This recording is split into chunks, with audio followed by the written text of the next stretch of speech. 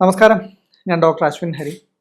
നമ്മൾ ഇന്ന് സംസാരിക്കാൻ പോകുന്നത് നമ്മൾ ജീവിതത്തിൽ എല്ലാ ദിവസവും കേൾക്കുന്ന ഒരു പ്രശ്നത്തിനെ കുറിച്ചാണ്. തോളുവേദന, ഷോൾഡർ പെയിൻ. ഈ ഷോൾഡർ പെയിൻ കൊണ്ട് ബുദ്ധിമുട്ട് അനുഭവിക്കാത്ത ആരും ഒരു പക്ഷേ നമ്മുടെ ചുറ്റും ഉണ്ടാവില്ല. ജീവിതത്തിൽ ഒരു ഘട്ടത്തിലെങ്കിലും ഷോൾഡർ പെയിൻ കൊണ്ട് ബുദ്ധിമുട്ട് അനുഭവിച്ചിട്ടുള്ളവരായിരിക്കും എല്ലാവരും. നമ്മുടെ തോളിന് തുടർച്ചയായിട്ട് വേദന ഉണ്ടാകുമ്പോൾ എന്തൊക്കെ മാറ്റങ്ങളാണ് നിങ്ങളുടെ തോളിൽ ഉണ്ടാകുന്നതെന്ന് നിങ്ങൾ ശ്രദ്ധിച്ചിട്ടുണ്ടോ? ഉറപ്പായിട്ടും മസിൽസ് വളരെ സ്റ്റിഫായിട്ടുണ്ടാവും. തൊട്ടു നോക്കുമ്പോൾ തന്നെ നമുക്ക് മസിലൊക്കെ വളരെ കല്ല് പോലെ ഉറച്ചിരിക്കുന്ന ഒരു അവസ്ഥ അനുഭവപ്പെടുന്നുണ്ടാവും. അല്ലെങ്കിൽ ഒരു നീർക്കെട്ട് അനുഭവപ്പെടുന്നുണ്ടാവും. ചിലപ്പോൾ ഈ നീർക്കെട്ട് തുടർച്ചയായിട്ട് അനുഭവപ്പെടുന്നുണ്ടെങ്കിൽ തന്നെ അവിടെ തൊട്ട് നോക്കിക്കഴിഞ്ഞാൽ ഒരു ചൂട് അനുഭവപ്പെടുന്നുണ്ടാവും. അല്ലെങ്കിൽ പലരും പറയുന്നൊരു കാര്യമാണ്, കൈകൊണ്ട് എന്തെങ്കിലും തുടർച്ചയായിട്ട് ജോലി ചെയ്ത് കഴിഞ്ഞാലാണ് വേദന കൂടുന്നത് എന്നുള്ളത്.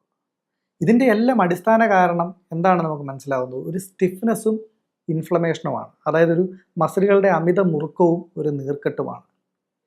അപ്പോൾ നമ്മൾ തുടർച്ചയായിട്ട് മുറുകിയിരിക്കുന്ന ഒരു മസിലിനെ കൊണ്ട് നമ്മൾ തുടർച്ചയായിട്ട് ജോലി ചെയ്യിക്കുകയാണെന്ന് കരുതുക. ഒരു മിറ്റം കളയ്ക്കുക, അല്ലെങ്കിൽ ഒരു ചെടിക്ക് താഴെ തോണ്ടുക, അല്ലെങ്കിൽ നമ്മുടെ അടുക്കളയിൽ ഒരു ജോലി ചെയ്യുക, കട്ട് ചെയ്യുക, മുറിക്കുക.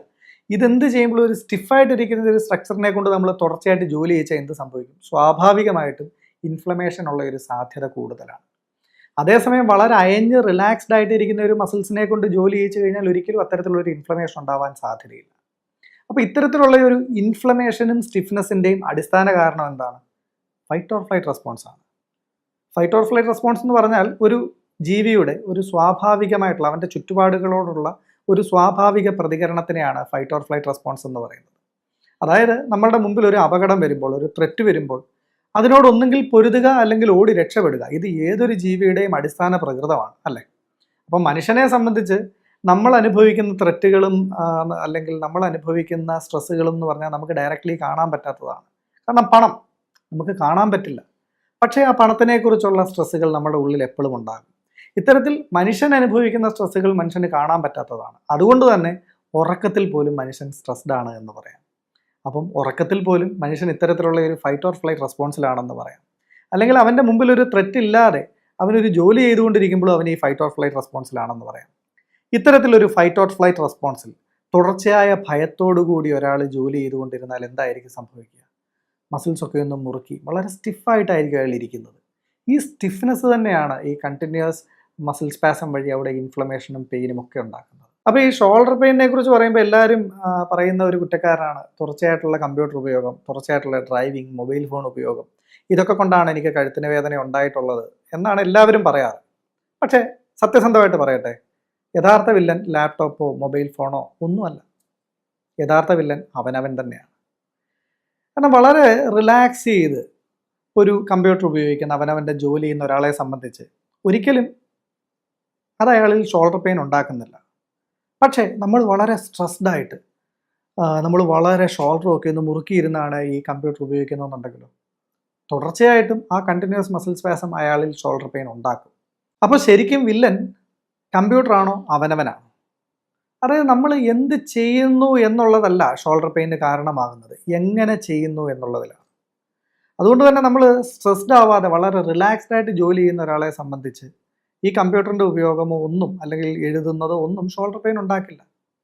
പക്ഷേ അയാൾ വളരെ സ്ട്രെസ്ഫുള്ളായിട്ടാണ് ജോലി ചെയ്യുകയാണെങ്കിൽ അത് തീർച്ചയായിട്ടും ഷോൾഡർ പെയിന് കാരണമാകും.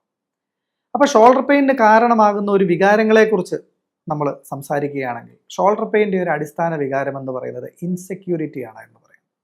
ഇൻസെക്യൂരിറ്റി അഥവാ ഭയം. അതിൻ്റെ ഒരു ബേസിക് വികാരം ഭയം തന്നെയാണ്. നമ്മളൊരു ഭയം ഉണ്ടാകുമ്പോൾ നമ്മൾ എങ്ങനെയാണ് നമ്മുടെ ഒരു ബോഡി റെസ്പോൺസ് എങ്ങനെയാണ്? നമ്മളൊരു ഹൊറർ ഫിലിം കാണാൻ പോകുമ്പോൾ നമ്മുടെ ഒരു ബോഡി റെസ്പോൺസ് നമ്മളൊന്ന് ഒബ്സർവ് ചെയ്താൽ മതി. ഷോൾഡറൊക്കെ ഒന്ന് ടൈറ്റ് ചെയ്ത് ഒന്ന് മുന്നോട്ടാഞ്ഞായിരിക്കും നമ്മൾ ഇരിക്കുന്നത്, അല്ലേ? ഇത്തരത്തിലൊരു മനുഷ്യൻ അയാളുടെ ഉപബോധ മനസ്സിലൊരു ഭയം കിടപ്പുണ്ടെങ്കിൽ അയാൾ പോലും അറിയാതെ അയാളുടെ ഉറക്കത്തിലും ഉണർവിലുമൊക്കെ ഇത്തരത്തിലുള്ള ചെറിയ ചെറിയ മസിൽ സ്പാസംസ് അയാളുടെ ശരീരത്തിൽ അനുഭവപ്പെടും. ഇത്തരം മസിൽ സ്പാസംസ് തുടർച്ചയായി അനുഭവപ്പെട്ടാലോ? നമ്മളിപ്പോൾ ഒരു മസിലിനെ നമ്മളൊരു 5 മിനിറ്റ് മുറുക്കി പിടിച്ചുകൊണ്ടിരുന്നു, അപ്പം തന്നെ ചിലപ്പോൾ നമുക്കൊരു ചെറിയ വേദന അനുഭവപ്പെടാം. അങ്ങനെ മാസങ്ങളോ ആഴ്ചകളോ നമ്മളൊരു മസിൽസിനെ തുടർച്ചയായിട്ട് മുറുക്കി പിടിച്ചുകൊണ്ടിരുന്നാലോ ഉറപ്പായിട്ടും അവിടെ ഇൻഫ്ലമേഷൻസ് ആയി, സ്റ്റിഫ്നെസ് ആയി, പെയിനായി. ഇങ്ങനെയാണ് മിക്കവാറുമുള്ള എല്ലാ ഷോൾഡർ പെയിനുകളുടെയും തുടക്കം.